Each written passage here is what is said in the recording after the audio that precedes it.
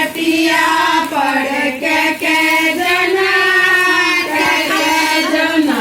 छोटे बड़े न भोजना के खड़े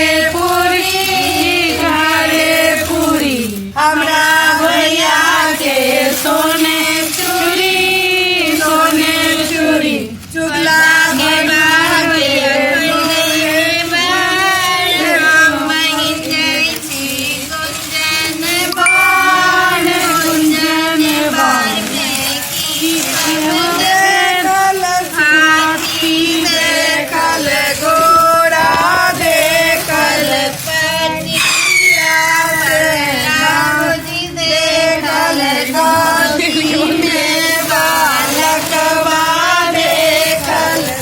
सिंगाने बाड़ भैया सिंगाने बाड़ कोलू के बाड़ भैया कोलू के बाड़ शाम चके अभी आए जोतला खेत में बसिया सब पटिया हो चबिया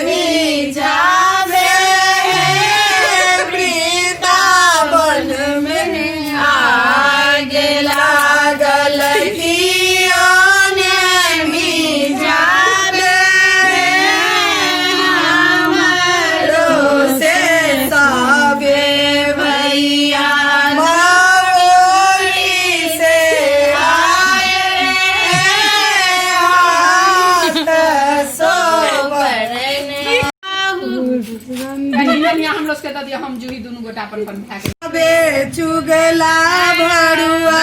कैसे आवे गादा आवे एड़िए ते आवे कोयला चढ़ल आवे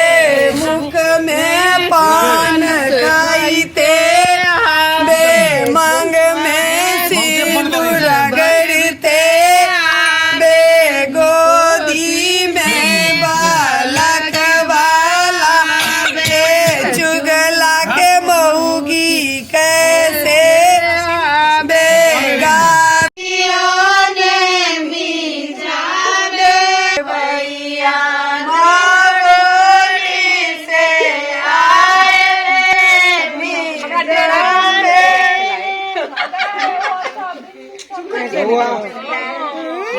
वीडियो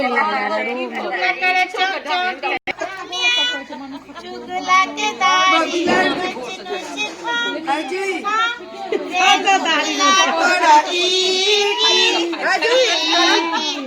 चुगला का बाड़ी में